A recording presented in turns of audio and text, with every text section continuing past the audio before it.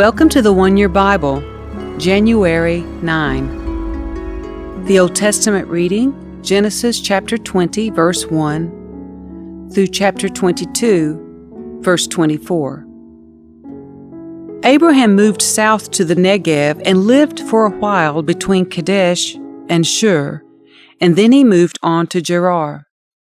While living there as a foreigner, Abraham introduced his wife Sarah by saying, "She is my sister." So King Abimelech of Gerar sent for Sarah and had her brought to him at his palace. But that night God came to Abimelech in a dream and told him, "You are a dead man, for that woman you have taken is already married." But Abimelech had not slept with her yet, so he said, "Lord, will you destroy an innocent nation? Didn't Abraham tell me she is my sister? And she herself said, 'Yes, he is my brother.' I acted in complete innocence. My hands are clean." In the dream, God responded, "Yes, I know you are innocent. That's why I kept you from sinning against me, and why I did not let you touch her. Now return the woman to her husband, and he will pray for you, for he is a prophet. Then you will live. But if you don't return her to him, you can be sure that you and all your people will die." Abimelech got up early the next morning and quickly called all his servants together. When he told them what had happened, his men were terrified. Then Abimelech called for Abraham. "What have you done to us?" he demanded. "What crime have I committed that deserves treatment like this, making me and my kingdom guilty of this great sin? No one should ever do what you have done. What ever possessed you to do such a thing?" Abraham replied, "I thought, this is a godless place. They will want my wife and will kill me to get her. And she really is my sister, for we both have the same father, but different mothers, and I married her. When God called me to leave my father's home and to travel from place to place, I told her, 'Do me a favor. Wherever we go, tell the people that I am your brother.'" Then Abimelech took some of his sheep and goats, cattle, and male and female servants, and he presented them to Abraham. He also returned his wife Sarah to him. Then Abimelech said, "Look over my land and choose any place where you would like to live." And he said to Sarah, "Look, I am giving your brother 1,000 pieces of silver in the presence of all these witnesses. This is to compensate you for any wrong I may have done to you. This will settle any claim against me, and your reputation is cleared."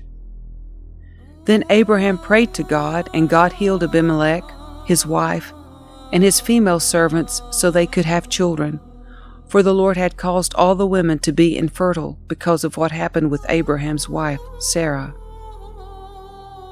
The Lord kept his word and did for Sarah exactly what he had promised. She became pregnant, and she gave birth to a son for Abraham in his old age. This happened at just the time God had said it would.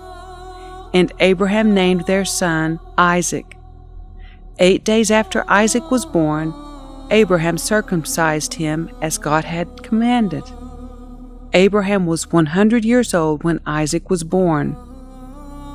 And Sarah declared, "God has brought me laughter. All who hear about this will laugh with me. Who would have said to Abraham that Sarah would nurse a baby? Yet I have given Abraham a son in his old age." When Isaac grew up and was about to be weaned, Abraham prepared a huge feast to celebrate the occasion. But Sarah saw Ishmael, the son of Abraham, and her Egyptian servant Hagar, making fun of her son Isaac. So she turned to Abraham and demanded, "Get rid of that slave woman and her son. He is not going to share the inheritance with my son Isaac. I won't have it." This upset Abraham very much because Ishmael was his son. But God told Abraham, "Do not be upset over the boy and your servant. Do whatever Sarah tells you, for Isaac is the son through whom your descendants will be counted. But I will also make a nation of the descendants of Hagar's son, because he is your son too." So Abraham got up early the next morning, prepared food and a container of water, and strapped them on Hagar's shoulders. Then he sent her away with their son, and she wandered aimlessly in the wilderness of Beersheba. When the water was gone, she put the boy in the shade of a bush. Then she went and sat down by herself about 100 yards away. "I don't want to watch the boy die," she said as she burst into tears. But God heard the boy crying, and the angel of God called to Hagar from heaven, "Hagar, what's wrong? Do not be afraid. God has heard the boy crying as he lies there. Go to him and comfort him, for I will make a great nation from his descendants." Then God opened Hagar's eyes, and she saw a well full of water. She quickly filled her water container and gave the boy a drink. And God was with the boy as he grew up in the wilderness. He became a skillful archer, and he settled in the wilderness of Paran. His mother arranged for him to marry a woman from the land of Egypt.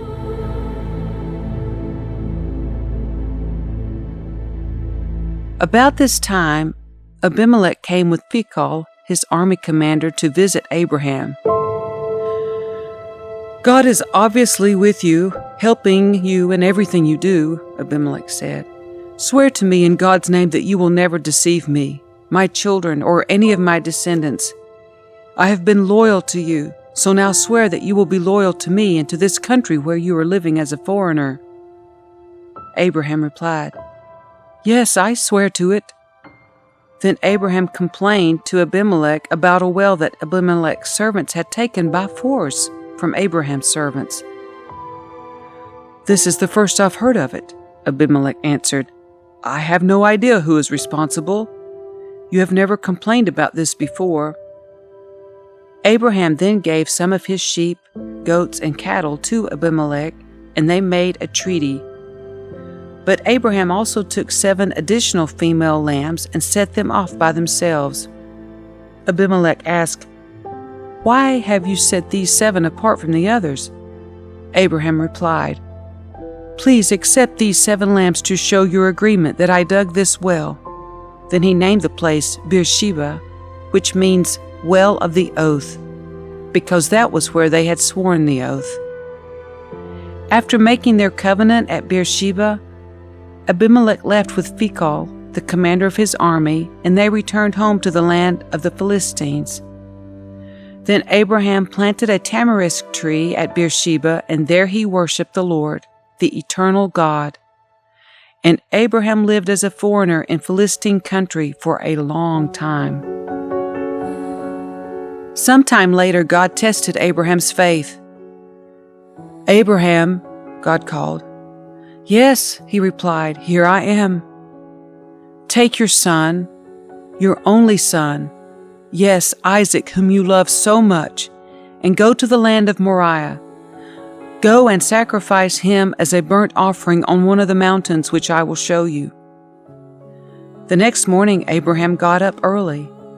He saddled his donkey and took 2 of his servants with him, along with his son Isaac. Then he chopped wood for a fire, for a burnt offering, and he set out for the place God had told him about. On the 3rd day of their journey, Abraham looked up and saw the place in the distance.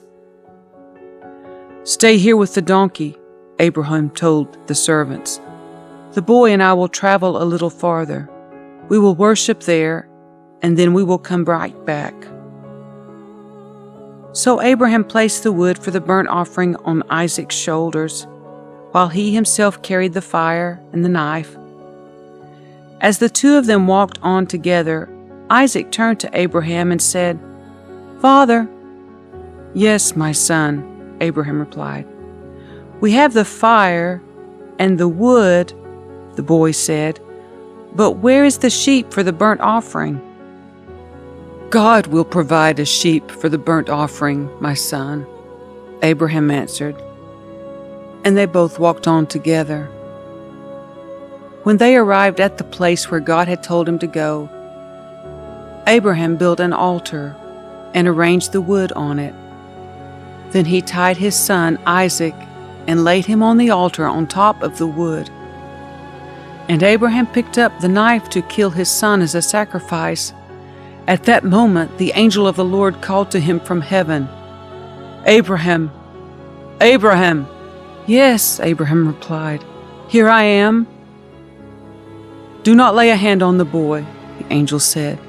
"Do not hurt him in any way, for now I know that you truly fear God. You have not withheld from me even your son, your only son." Then Abraham looked up and saw a ram caught by its horns in a thicket. So he took the ram and sacrificed it as a burnt offering in place of his son. Abraham named the place Yahweh-Yireh, which means the Lord will provide. To this day, people still use that name as a proverb. On the mountain of the Lord, it will be provided. Then the angel of the Lord called again to Abraham from heaven. "This is what the Lord says, because you have obeyed me and have not withheld even your son, your only son, I swear by my own name that I will certainly bless you.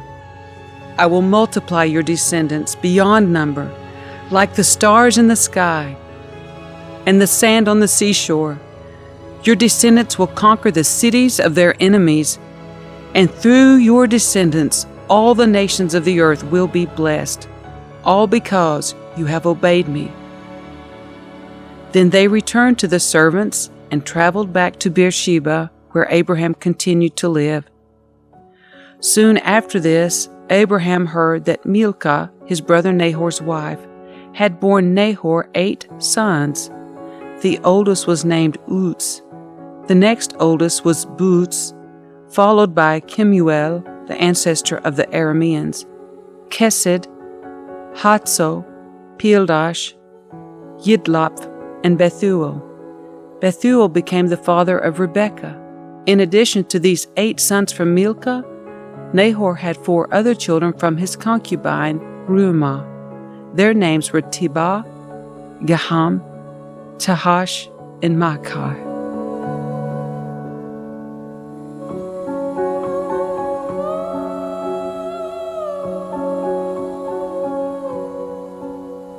The New Testament reading, Matthew chapter 7, verses 15 through 29. Beware of false prophets who come disguised as harmless sheep, but are really vicious wolves. You can identify them by their fruit, that is, by the way they act. Can you pick grapes from thorn bushes or figs from thistles? A good tree produces good fruit, and a bad tree produces bad fruit. A good tree can't produce bad fruit, and a bad tree can't produce good fruit. So every tree that does not produce good fruit is chopped down and thrown into the fire. Yes, just as you can identify a tree by its fruit, so you can identify people by their actions. Not everyone who calls out to me, "Lord, Lord," will enter the kingdom of heaven.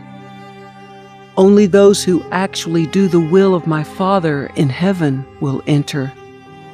On Judgment Day, many will say to me, "Lord, Lord, we prophesied in your name and cast out demons in your name and performed many miracles in your name."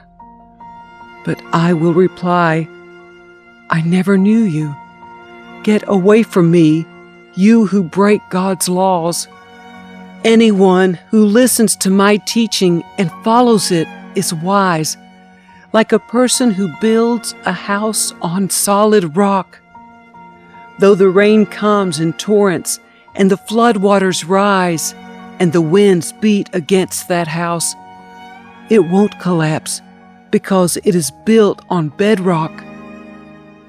But anyone who hears my teaching and doesn't obey it is foolish, like a person who builds a house on sand. When the rains and floods come and the winds beat against that house, it will collapse with a mighty crash." When Jesus had finished saying these things, the crowds were amazed at his teaching, for he taught with real authority, quite unlike their teachers of religious law.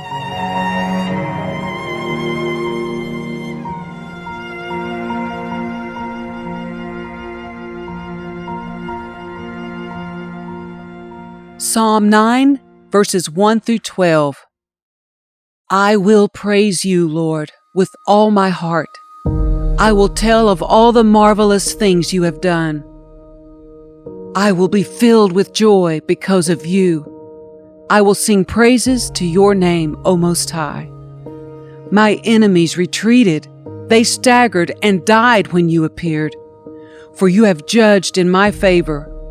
From your throne, you have judged with fairness. You have rebuked the nations and destroyed the wicked.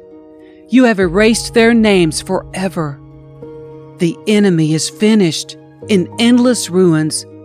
The cities you uprooted are now forgotten. But the Lord reigns forever, executing judgment from his throne. He will judge the world with justice and rule the nations with fairness. The Lord is a shelter for the oppressed, a refuge in times of trouble. Those who know your name trust in you. For you, O Lord, do not abandon those who search for you. Sing praises to the Lord who reigns in Jerusalem. Tell the world about his unforgettable deeds. For he who avenges murder cares for the helpless. He does not ignore the cries of those who suffer.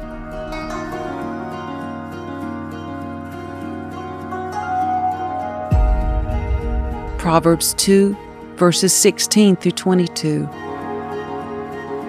Wisdom will save you from the immoral woman, from the seductive words of the promiscuous woman. She has abandoned her husband and ignores the covenant she made before God. Entering her house leads to death. It is the road to the grave. The man who visits her is doomed. He will never reach the paths of life. So follow the steps of the good and stay on the paths of the righteous, for only the godly will live in the land, and those with integrity will remain in it. But the wicked will be removed from the land, and the treacherous will be uprooted.